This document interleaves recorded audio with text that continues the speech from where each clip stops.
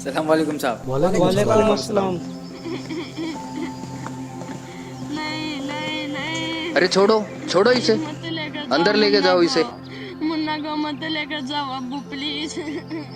अरे ईद मुबारक भाईजान।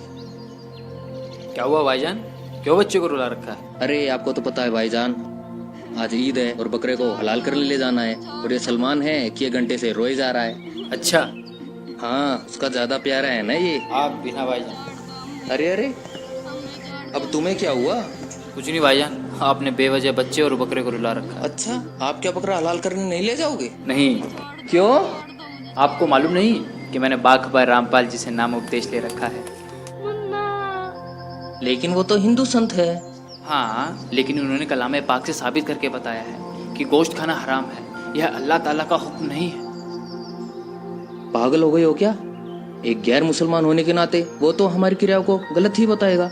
तुम्हें नहीं मालूम, जब हम कलमा पढ़कर बकरे को काटते हैं तो वह तब रुख बन जाता है, जिसे खाने के बाद उसकी रूह जन्नत में जाती है और हमें सवाब मिलता है।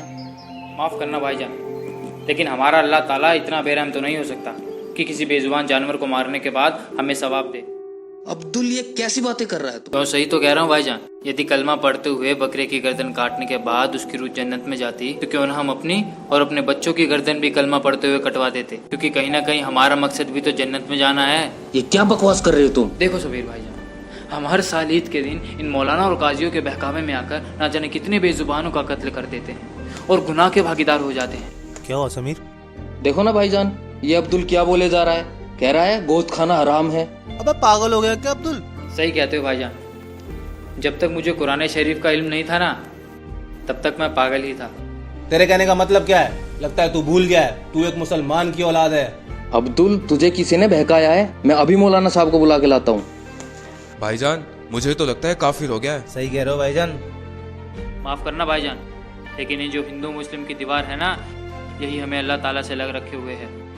बाघ रामपाल जी कहते हैं कि जीव हमारी जाति है और मानव धर्म हमारा। हिंदू मुस्लिम सिख ईसाई धर्म नहीं कोई न्यारा। बकवास बंद कर अपनी, मजहब छोड़ के काफिर हो गया है तू। नहीं भाईजान, मैंने अपना मजहब नहीं छोड़ा है। हाँ, मेरे मजहब में जो गलत चीज़ें थी, जो गलत इबादत थी, वो मैंने छोड़ दी है। बेटा, तुम्हें मजहब के बारे में किसी ने गलत बताया है। तुम मुसलमान हो, मजहब की इज्जत करना सीखो। जनाब, मैं मुसलमान की इज्जत करता हूं, लेकिन मुसलमान का मतलब होता है मुसल्ले ईमान, जो अपने ईमान पर रहे। और आज का मुसलमान गोश्त खाता है, तंबाकू खाता है, झूठ बोलता है और तो और मजहब के नाम पर बेजुबानों का खून तक बहा देता है। फिर बात करते हैं मजहब की। क्या यही आज का मुसलमान है? बहुत होगी तेरी बकवास। रुक, तू अभी रुक रुक। आज तो इसको छोड़ूंगा ही नहीं।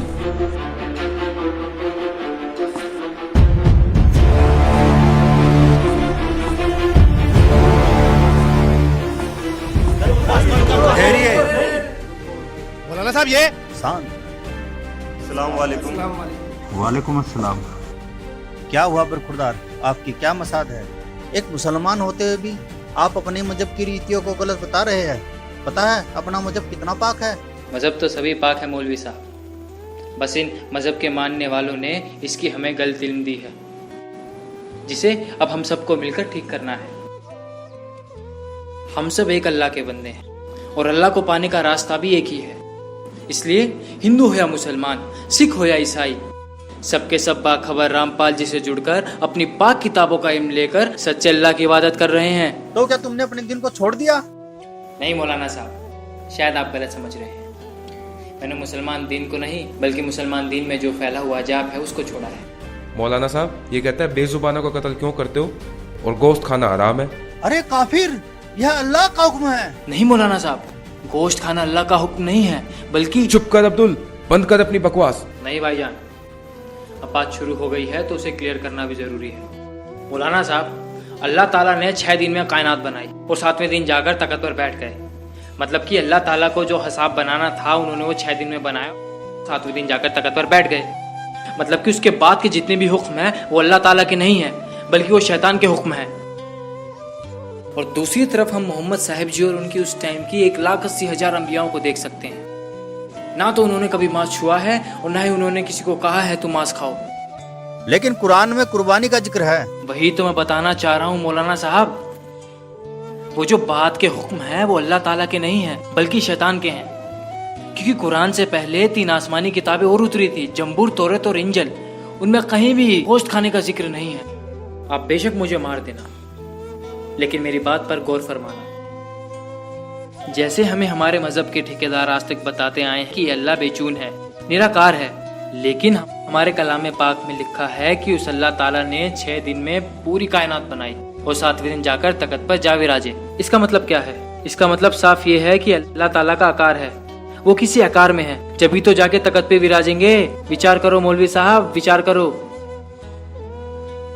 जी, वो अल्लाह ताला कबीर है। सूरत फुरकान 25 आयत नंबर 52-64 में देखना आप। जिसकी जानकारी किसी बाखबर से पूछो, और इस समय बाखबर सिर्फ रामपाल जी महाराज हैं, जो अपने कलाम पाक से इबादत बताते हैं और सच्चे अल्लाह की इबादत करवाते हैं।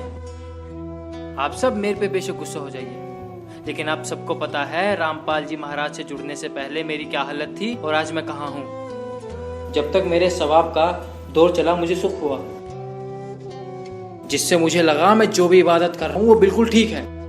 लेकिन जैसे ही मेरे गुनाहों का दौर शुरू हुआ तो मानो मेरे ऊपर दुखों का पहाड़ टूट पड़ा हो, और उसको खत्म करने के लिए जिसने जो भी बताया मैंने वैसा ही किया। किसी ने कहा तुम जुम्मे की नमाज करो, किसी ने फजर की नमाज करने को कहा, तो किसी ने तहज्जुद की नमाज करने को कहा। फायदा कुछ भी नहीं हुआ।